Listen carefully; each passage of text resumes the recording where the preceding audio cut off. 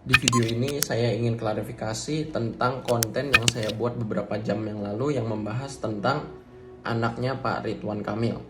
Konten tersebut saya buat tidak ada niat untuk menjadi bahan lelucon sama sekali, ya tidak ada niat untuk menjadi bahan bercanda. Akan tetapi saya buat konten tersebut tujuannya untuk menyuarakan agar lebih banyak orang ikut mencari anaknya Pak Ridwan Kamil agar segera ketemu, ya ketemu lebih cepat.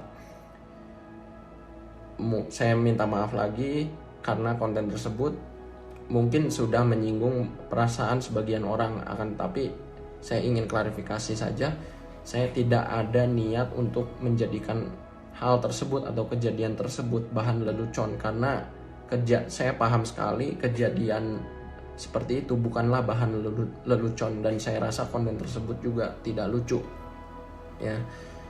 Dan saya sendiri sangat support Pak Ridwan Kamil karena saya sendiri warga Bandung. Pak Ridwan Kamil adalah panutan saya dari dulu.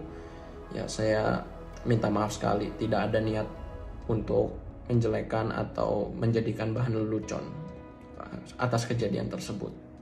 Terima kasih, sekian dari saya.